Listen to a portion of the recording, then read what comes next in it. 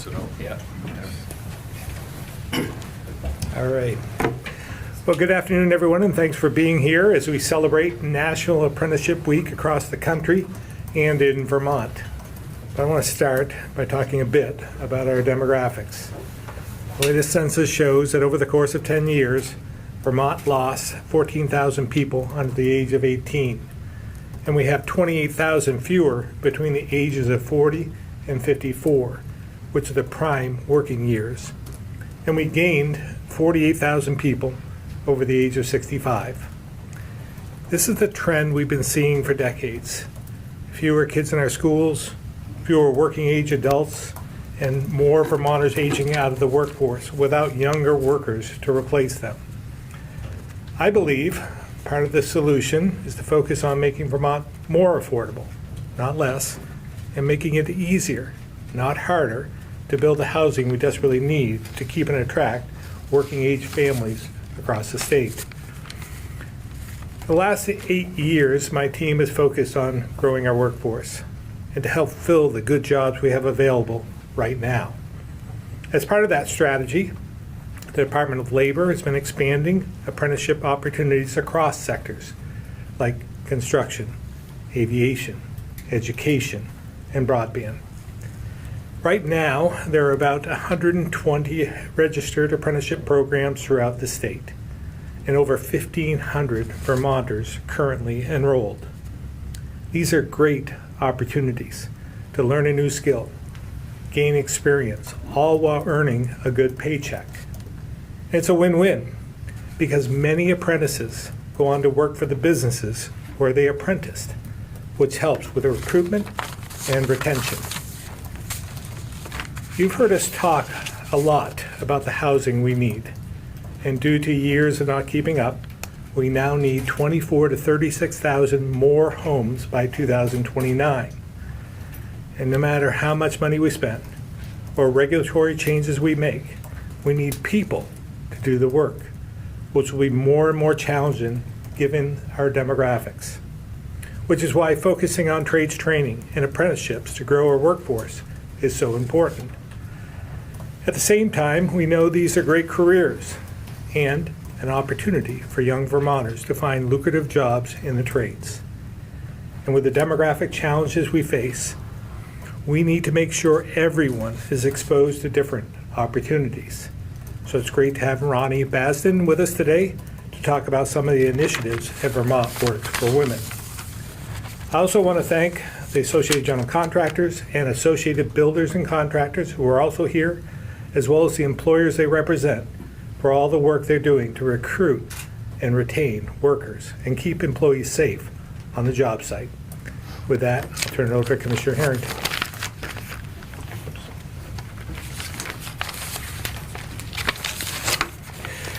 Thank you, Governor. It's great to be here to celebrate the 10th Annual National Apprenticeship Week. This year's theme for National Apprenticeship Week is 10 years of engagement, expansion, and innovation, all of which have certainly been done right here in Vermont. Just in the past year, we've added 20 new programs across several industries, including manufacturing, construction, education, and healthcare. Overall, we have 27 different occupations with approved training programs supported by 420 different employer sponsors. And as the governor said, we have close to 1,500 or 2,000 apprentices engaged at any given time in the program. Apprenticeships are a cornerstone of Vermont's workforce strategy. And over the past 8 years, the governor and the legislature have invested heavily in expanding registered apprenticeship programs into new occupations in high-demand industries. Just last night, I attended a reception honoring the first ever cohort of K-12 registered teacher apprentices. Due to a nationwide shortage, the education sector, states have had to rely heavily on emergency or provisional licenses. And Vermont educators in the K-12 system must have a teaching degree. However, the provisional licensing system allows individuals with a bachelor's degree in an unrelated field to teach in the classroom on a temporary basis. Under this apprenticeship program, individuals with an emergency or provisional license are partnered with a mentor and receive additional instruction over the course of a one-year period, at the end of which they become eligible to take the teacher licensing exam in Vermont. This is just one example of how our team at the Department of Labor, in partnership with the Agency of Education and the Vermont Rural Education Collaborative, have found a creative way to begin addressing the needs that our schools have while still ensuring our children receive their education from a licensed professional. This year, close to 30 Vermonters are dedicated to service and educating our youth, and they are diving in and making a difference in this program. Nationally, registered apprenticeship programs have seen a significant growth over the past 5 years, and there are now close to 550,000 apprentices nationwide. For us at the Department of Labor, one of the most important ways we grow Vermont's workforce and support businesses in building the talent they need is through apprenticeships. In Vermont, roughly 30% of our labor force is over the age of 54. And with the leading edge of the baby boomer bubble turning 75, Vermont, now more than ever, is still in need of skilled workers and businesses willing to invest in the work-based learning programs. Through the registered apprenticeship model, participants are able to learn a livable wage while they learn a trade craft with the reassurance of a full-time job that waits for them at the completion of the program. And because they are in a registered apprenticeship program, their credential is recognized anywhere in the country. So, on behalf of the state of Vermont, thank you to all the employers who have taken the leap and have adopted apprenticeship models as part of their employee recruitment and development strategy. Thank you to all the workforce partners who have stepped up to assist us in expanding Vermont's registered apprenticeship program. And thank you to all of our apprentices for their time, dedication, and commitment to their families and to Vermont. Our workforce is better off with you in it. Happy National Apprenticeship Week, and I'll now pass it off to Ronnie Basden, Executive Director for Vermont Works for Women. Thank you so much. I'm Ronnie Basden, the Executive Director at Vermont Works for Women, and thank you to Governor Scott for having me here today to talk about the value, the opportunity, and the need for pre-apprenticeship programs across Vermont. Women are a vital part of our workforce and critical to the growth of our communities. Yet women remain underrepresented in our fastest growing, most in-demand apprenticeship and career fields.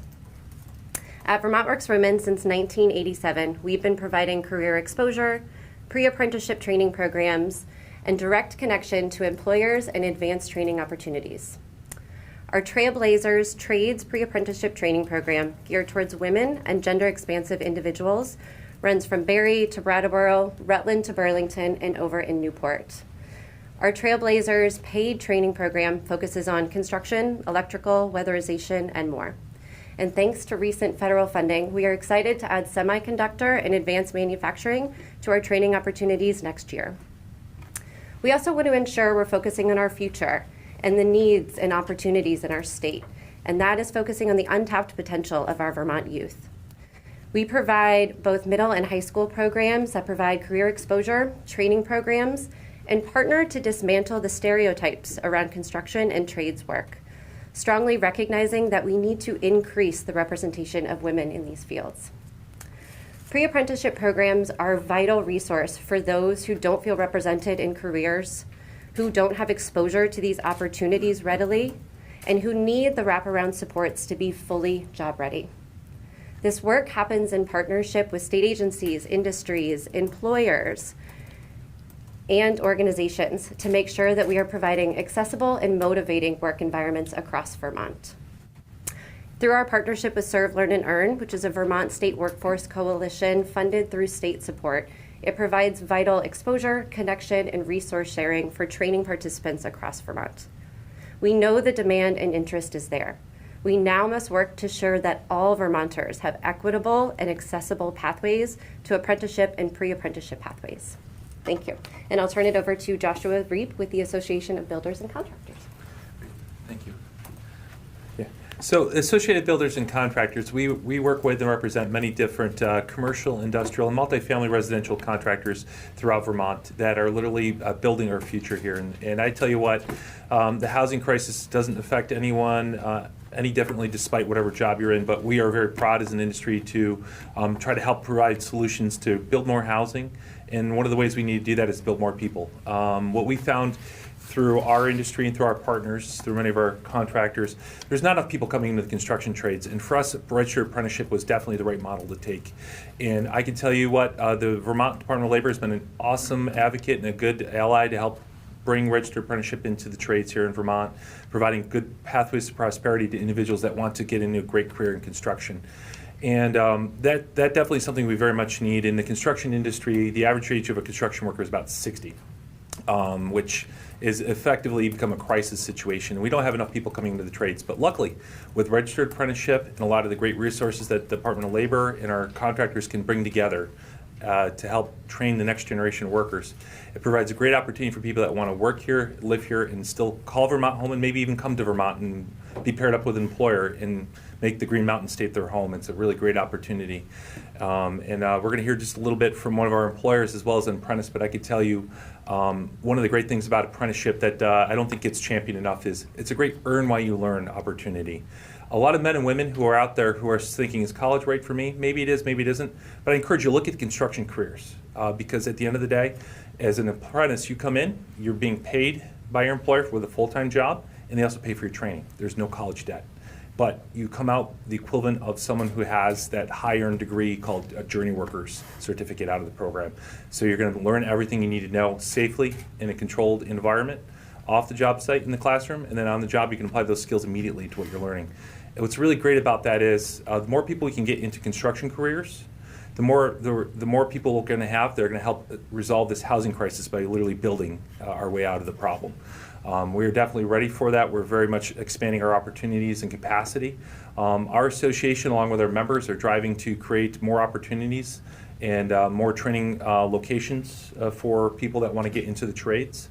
We're really excited that in the next couple of months we're going to be able to announce some additional initiatives that we're doing to help bolster registered apprenticeship as well as more opportunities for people that want to get into the trades. It's a lot of great stuff that we're doing, and at the end of the day, apprenticeship and everything that goes along with it provides a pathway to prosperity, and I think that's probably the best thing that we can mention to people who are interested in coming into construction, and consider going into a contractor like with REARC and others that have an apprenticeable program, because there's a lot of great opportunity with that. So I'm very happy to be here. Thank you again, Governor, for leading the charge to help address the housing crisis and also bring awareness to careers in construction through registered apprenticeship. So thank you for that very much. And with that, I'd like to turn over to Ryan Ahern, the Director of Field Operations for REARC Company. Thank you. Hey, good morning. Ryan Ahern with REARC Company. I'm here because I'm on a mission to change the way that we teach and educate our young folks. There's a void right now of individuals to fill these trade roles, and the industry needs to step up. So I'm here today to just make an announcement that we are going to continue to help the industry, and we're going to recruit and develop and train as many people as we possibly can. We're looking to bring dignity back to labor, to focus on hard work, the basics. And we've partnered with the ABC, Department of Labor, and there's a lot of opportunities in the trades. Myself came up as a carpenter. I've had many opportunities in this business, and I'm just on a mission to kind of provide those same opportunities to others coming up through the ranks. So with that, I'd like to hand it over to one of our apprentices, Ted Sheehan, who has gone through our last year's apprenticeship program, and really makes me proud to be here. Thank you very much.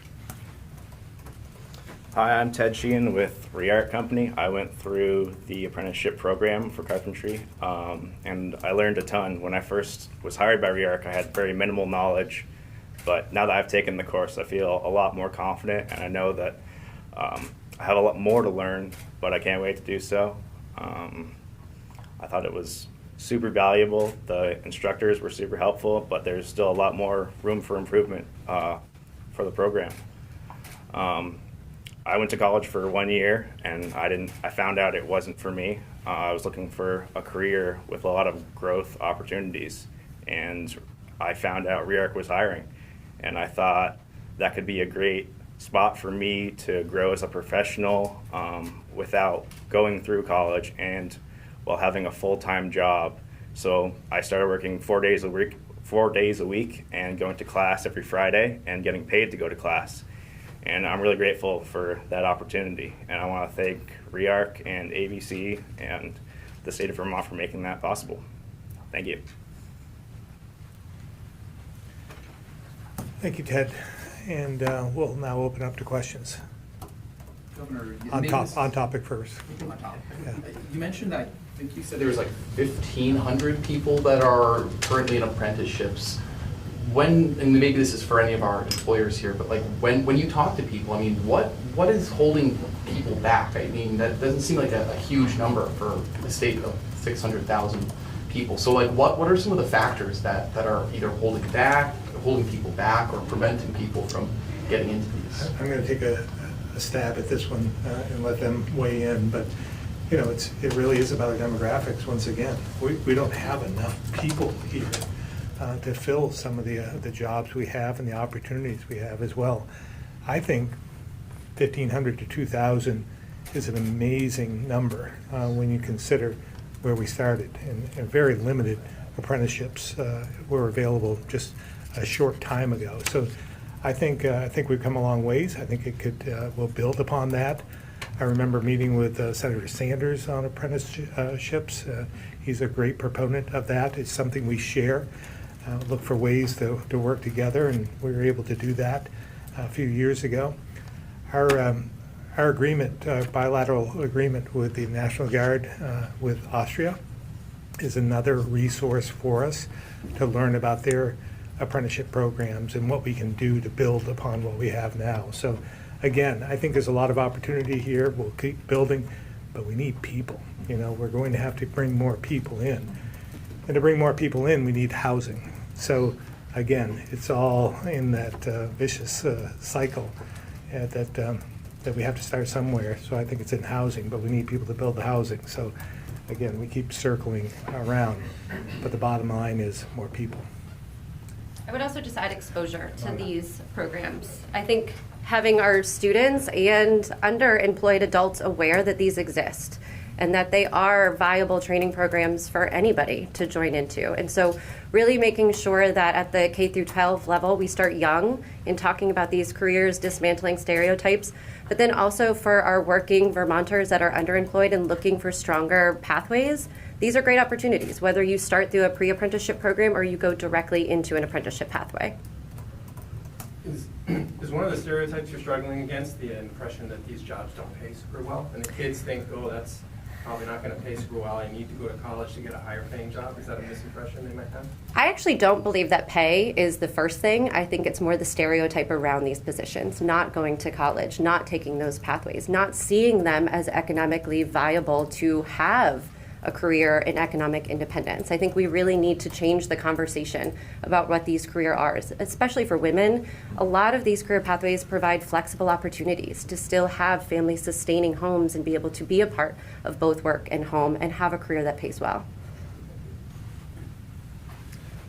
Yeah, so I can tell you when it comes to the careers and the stigma that is there has been a stigma, and I can tell you, I had a plumber go in and talk to a middle school once about it, and he comes in a student tie like I am today, but the difference is he asks the kids, what do you do for a living? He says, pilot, architect, lawyer. He puts a plunger on the table and goes, I fix your pipes.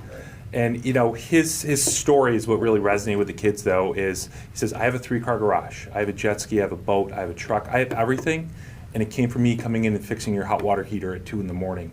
It's about showing up, it's about wanting to do the work, and kind of bringing that ethic back into the conversation is what leads to it. And I think what you find is, again, construction is a pathway to prosperity. A lot of craft people make significantly, when you look at it, the career track over the course of their career, from a 4-year apprentice program or 2 or 3 year program versus college, the return on investment is far superior in the trades. And to your point, I don't think it's pay. And actually, construction is one of the best spots for pay equity between the genders. By the way, if you want to show up and work, you're going to make real good money in these trades. I remember last year there was talk of creating a new position in your cabinet, something having to do with workforce development or internships, apprenticeships. Did that ever come to fruition? And if so, how do you see that position dovetailing with the conversation we're having right now? It's evolving right now, and Mike can talk about this a little bit more, but we'll be making some announcements about who the executive director of that is going to be and who's going to be on the committee itself. So there's more to come very soon. Yeah, so the act you're thinking of created the Office of Workforce Expansion and Development, included an executive director and one staff person, and those weren't new positions. So the executive director, you may remember, has been our executive director of our state workforce board throughout this administration. So it did formalize the office, and the focus really is twofold, but a lot of the role and responsibilities is similar to what it was before, with maybe an added lens over the entire workforce system. So how are all the partners coming together? Do we have a synchronization, a strategy that isn't just by department or agency or partner that we're working with? And again, looking at more of a total system workforce strategy. A lot of that work has already been going on, but it will be nice to have someone with a dedicated focus and lens to help coordinate that effort and convene those partners. Any other questions? Is any part of this, or I should say, are you planning on proposing some K-12 solutions in here as well, maybe in your budget come January, funding for technical education and K-12 or something? Yeah, I mean, we're still working through all of our policies at this point in the budget, so I'm not going to get ahead of that. But obviously, we know where the need is, and I think CTE centers are highly effective in trying to at least get people some knowledge to enter whatever interest they might find there, and then expand upon that after they graduate high school. So I think it's essential that we give them the building blocks to do that. All right. You can all be excused unless you want to stay a little longer.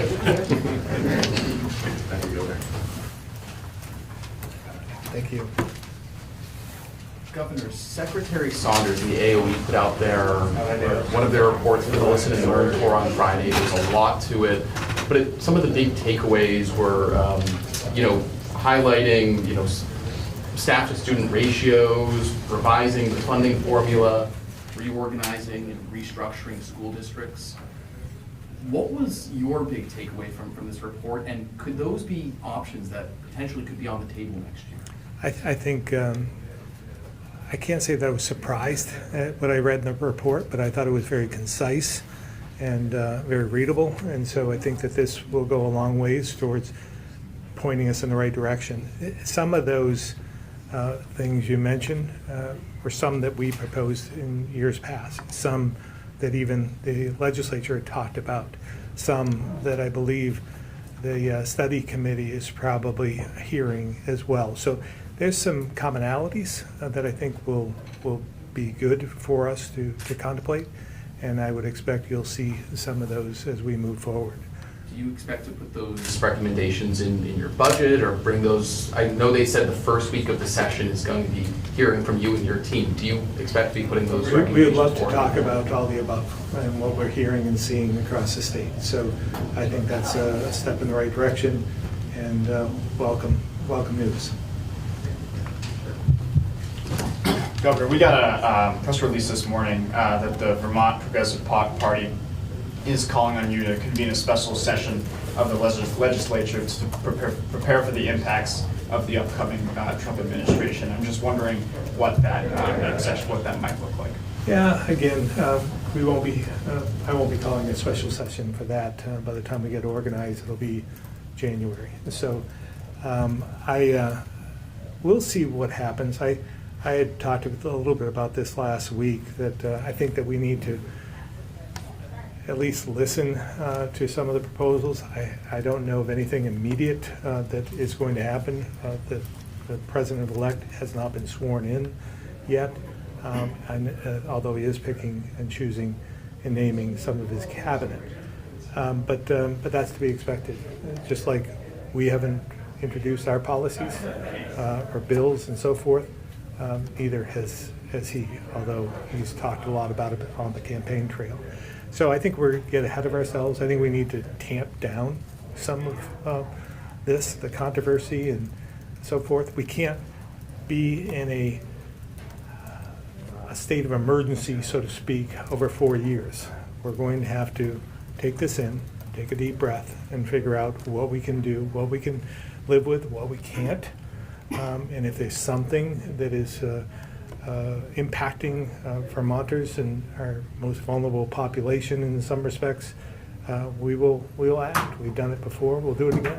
So, but if there's things that come our way that they do that I think will be helpful, we'll celebrate that. So again, we'll just have to wait and see what proposals have legs and what don't.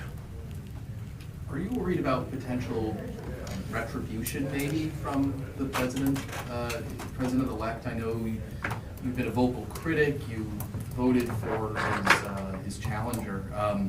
Are you worried that that could maybe put Vermont at a disadvantage with federal funding, programs, anything Yeah. like this?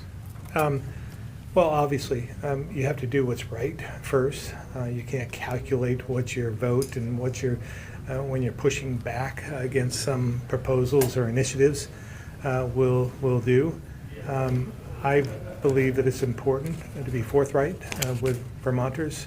I thought it was important for me to take the stance I did, and that I continue to take in response to some of what the claims are. So we'll see what happens. I think we're just a blip on the screen. We'll see. There are bigger fish to fry in his world, I would imagine, but we'll see. Governor, speaking of doing the right thing, I guess 6 years or so ago now, you committed to keeping the state in the Paris Accord. And then last week, Calvin was asking you some questions about the Global Warming Solutions Act, and you seemed to be suggesting that you were wanting some adjustment to the timelines, that you didn't think that was, some of the timelines were achievable. Can you be a little more specific? There's several timelines in that act. You're talking 2030, 2050, 2025? We'll, in the Global Warming Solutions Act in particular, I think that there need to be some adjustments made within the law. I had said I vetoed that, it was overridden, but we have some concerns. You might want to read even some of the veto letter. That would give you an insight as to what we might be contemplating. But we'll be talking with the legislature about this. I think other states with similar provisions in their laws might be advocating for the same, because we have to be realistic. We want to attain the goals, but we can't put unrealistic goals out there and then wait to get sued either. So that just slows everything down and impacts us financially and doesn't really attain the goals that we hope.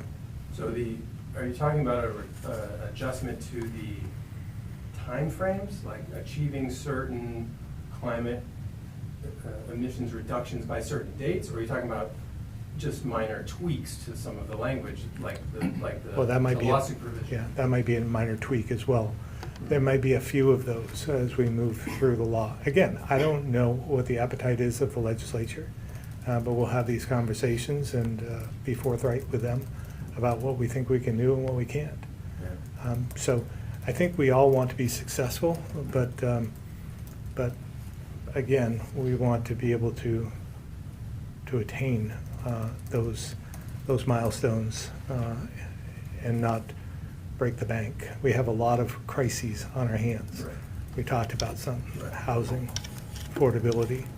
We have workforce. We have a demographic crisis. I mean, we have a lot of crises we're facing at the same time, and our climate is one of them. But at the same time, we have to pick and choose. We have to determine. They can't all be needs. I mean, we can't have all of them be our focus, because we won't be able to solve any of them if we do that. So, again, I think there are ways, and we'll be talking about that again with the legislature, but I think there are ways to make the goals more attainable and more cost-effective in the long run. So would that mean that you would be saying that Vermont might not be willing to or on a path to continue to try to adhere to the Paris Climate Accord? Well, I'm not saying that. I'm just saying that there are some provisions in the Global Warming Solutions Act that I don't think are attainable. And I think that there are other states that are feeling the same, that have the same provisions in their laws. So again, we'll work together on this and see what's palatable and what's not. 'Cause I think I spoke to some environmental activists about some of those comments from last week, and I think it's sending some alarm bells up for them that you're looking to sort of move the goalposts, right? So you agreed back in 2018 to do it at a certain time frame, and then now that the time frame is getting close, we want to move the goalposts farther down the road. Is that? Well, the Global Warming Solutions Act is what I'm focusing on. So again, maybe changing some of the dates within that and some of the provisions within that is what we're focused on at this point in time. Kevin, I guess maybe just a follow-up to Kevin's question, though. I thought the Global Warming Solutions Act was, and those benchmarks were modeled after. I don't know if they were completely exactly the same. Okay. I just don't know. Probably a better question for, I don't think she's on. Secretary Moore. She's not on. Okay, not on. We can follow up. Okay, thanks. What do you make of the shuffling among the leadership in the Senate Democratic caucus from over the weekend? I don't know if there was much shuffling. Or one shuffle, a singular shuffle? Well, obviously, they decided to make some changes, or one change in particular, and added Senator Lyons as the third person on the Committee on Committees. I served with Senator Lyons. We came in as freshmen, and while we've had some tension over the last couple of years, I find her to be very fair, and so look forward to working with her in other areas. So, and in terms of the other, it's whatever they wanted. It's their caucus. Mm-hmm. What do you make of, it looks pretty sure that Ruth will remain pro tem. What do you make of that? That's fine. They get to choose their leadership, and look forward to reestablishing a good working relationship so we can, I'm sure we have common goals, and I think that whatever happens in this session, by dismantling the supermajority in some respects, I think it gives us a better opportunity to work together. Mm-hmm. The House leadership doesn't have their caucus meeting until early December, but generally speaking, it seems that there continues to be quite an epicenter of power around Chittenden County in legislative leadership. Do you think that's a problem? I've talked a lot about the inequity across the state in terms of our rural areas of the state, and so I am encouraged when I see a rural caucus established. I think that might grow a bit and should, because we need to pay attention. There's all kinds of opportunity for us as a state as a whole if we focus on some of those areas that are disadvantaged and could use some help economically in order to provide for more housing, more opportunity, growth of our economy, and then bringing more people into the state. So I think there's a win-win there, and I do think we need to pay attention more to the other parts of the state. I've said that all along. I think, again, it's not to say that there aren't challenges in the northwest sector of our state, but they're doing much better than everyone else. So we need more focus on the everywhere else. Do you think Democrats have a problem in their working for or communication with rural voters? I think they lost touch with them, but I think those voters in the rural sectors spoke loudly this time around. So it's up to them as to whether they pay attention to that. But I think locally, I think they, affordability is something that is front and center on their minds, and when they hear all the goals and what is coming out of Montpelier, it creates concern because they know they're just struggling to get by now and they can't afford any more. So they just want to be listened to. Mm-hmm. They want people. They want their leaders in their communities to act for them, to represent them. So I think there'll be a different dynamic this time around. I think legislators themselves will be more vocal about the needs of their community. Governor, in terms of healthcare, it's been I guess maybe a remarkable week. There were those cuts from the Green Mountain Care Board on UVM's budget, something to the tune of like $100-ish million, dialysis clinics, inpatient beds at UVM, the mental health beds at CVMC. Where do you see this going? Like, what impact are these cuts going to have, do you think, on health? Yeah, well, again, I don't want to speak for the Green Mountain Care Board. I don't know as they cut those made those provisions, but they said that UVMMC couldn't spend the money, the profit that they made. So that led to UVMMC to make decisions about where they were going to find the money. These are tough decisions. There's no doubt about it.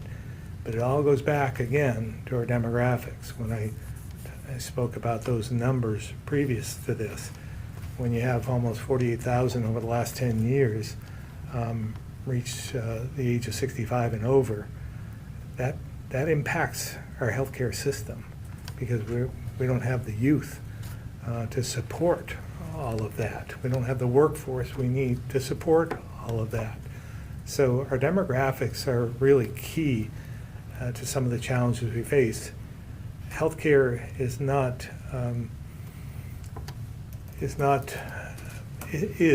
probably similar to our education challenges.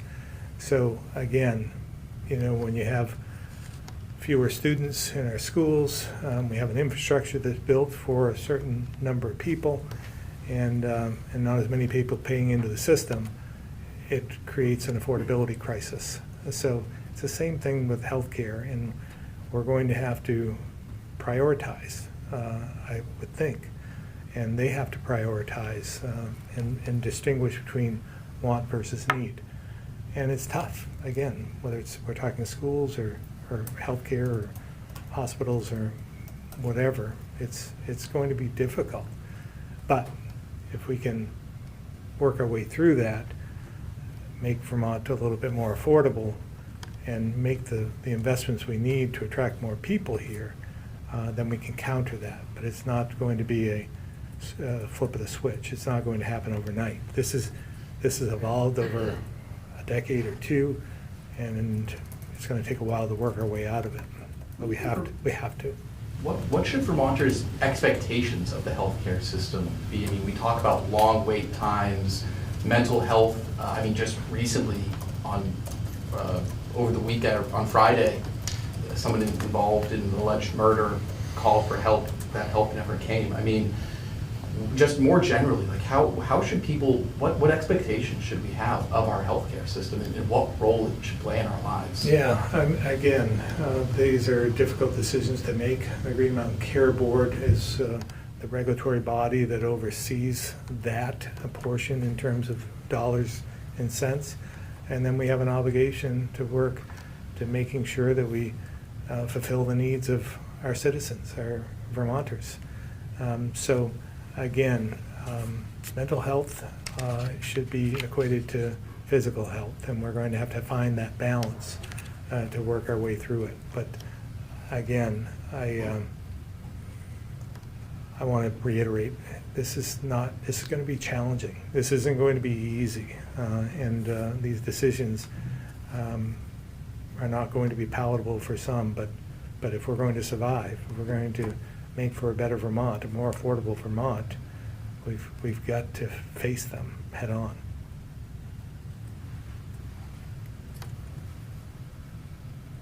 Doesn't look like we have any questions online, so if there are any more from the room.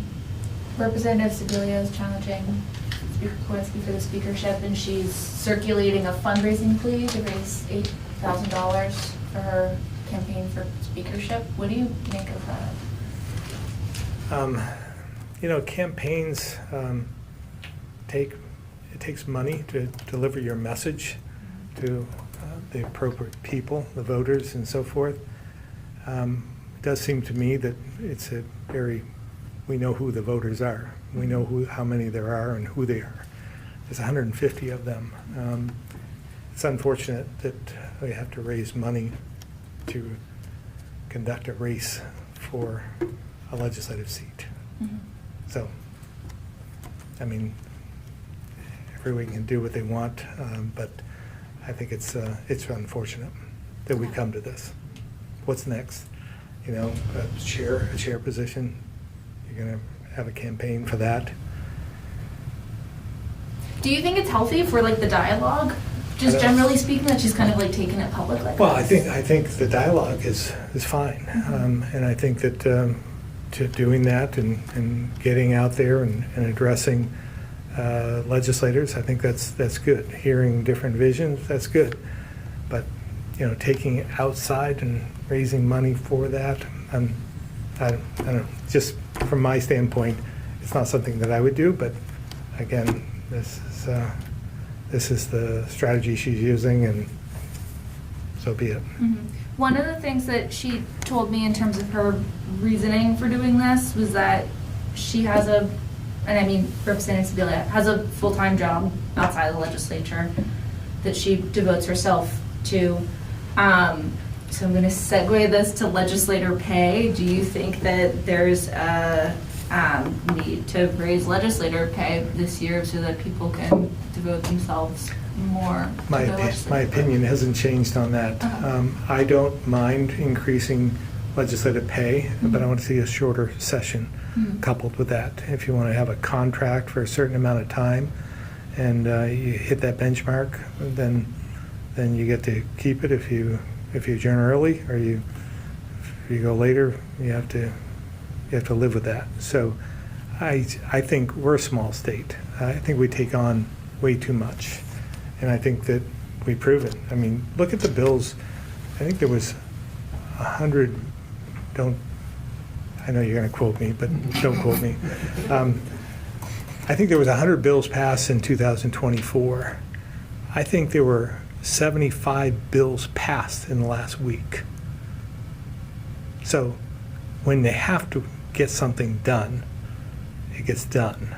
Now, whether it was done with quality, I wouldn't say that many of those legislators read those bills, but with effective leadership and maybe narrowing your wants and your needs, you can get both quality work and get your work done in a shorter period of time. So there are other states that have limits on the length of the session. I think ours goes on too long, and I think we're a small state and we can get our work done. But that's the legislative branch. That's up to them. Well, your hand in that, though, is if you were to veto the budget this year, which I know I'm really getting ahead of myself here, but Way ahead. how do you think you can prevent that from happening so that legislators aren't stuck in the building until June or so? Well, again, I think they can get their work done efficiently and effectively and get through the process in an expedited way. What hand do you feel like you have in that to getting to a point of agreement before it gets to the end of the last week of session, like you said? Giving them bills that would lead us to agreement and coming to the table and being able to negotiate some of those bills that I think are important to Vermonters. I think we can do that on the way. So once you get done the most important things, then maybe the others will have to wait until the following year. Okay. Takes leadership. Governor, in your budget address last year, you had talked about rolling back criminal justice provisions around youthful offenders and holding the brakes on raise the age. Red Clover has been operating for a few weeks, maybe a month or so in Middlesex. Now that we have that really high-end system of care, like a locked, secure facility, what's your confidence level with like moving forward with raise the age, if at all? Well, my feelings haven't changed on raise the age. I think we'll be putting together a package much like we did previous to that, and that'll become more evident as time goes on. But again, I don't want to get ahead of ourselves, but I don't think anybody will be surprised by some of our public safety packages that we put together. What do you mean by that? Well, you'll hear the same thing that you might have heard last year. I mean, we made great strides last year with the help of Senator Sears, but we didn't get everything we wanted, and I think that we have a ways to go. Public safety is important to Vermonters. We should listen to that, and I think that we can accomplish that if we make some common sense changes. Having cracked the supermajority, what's your feeling of just more broadly how your policies and how your priorities will be received? Well, again, I think that this gives us an opportunity to get to the table, to negotiate. I don't think that they felt that pressure previous to this over the last 2 years because of the supermajority. They've proven that they could override any veto that I put forward, and they proved it time and time again. So again, now that that threat has subsided somewhat, I'm not saying that they can't override vetoes. They certainly still could with some help from the balance of the legislature. But it's given them, I think, more incentive to work with us and trying to get to some common ground. And but I will say, I mean, we can't force them to take up our issues. That's up to them. We can only prevent some things possibly that we don't like. So again, I think it's important to understand they still have the majority. They still control the House and the Senate, and they don't have to take up our proposals. Last question, circling back to what we were talking about, the property tax discussion. Beginning with some of those potential ideas that are floating around.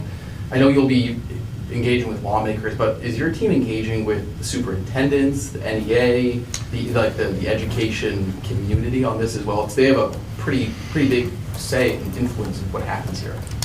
Well, yeah, our interim secretary, Zoe Saunders, has been on this listening learning tour, talking with all the above, teachers, superintendents, principals, general public. And I think for the most part, I think it's been well received.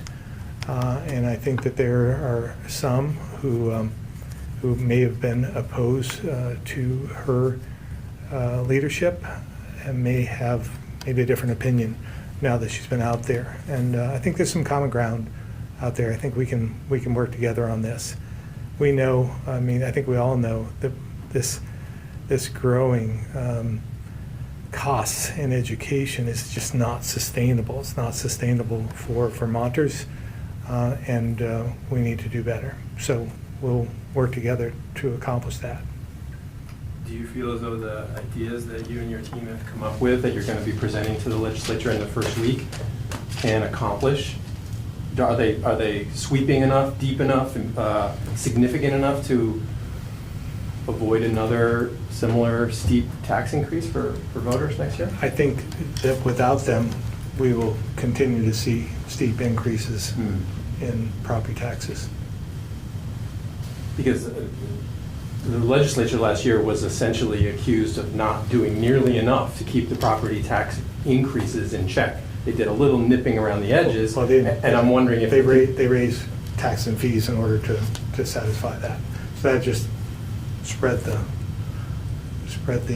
financial burden. You mean further. the buying down of the property tax thing, right? So I guess I'm just wondering if you guys have got the secret formula here, like know what you need to do in order to make the structural changes to the system that will actually solve the problem. And is that even doable in just a few weeks at the beginning of the legislative session? It's not going to fix it in the first year. Okay. There's no doubt about that. This is a multi-year issue. We didn't get here overnight. Again, we're not going to work our way out of it overnight and in this session.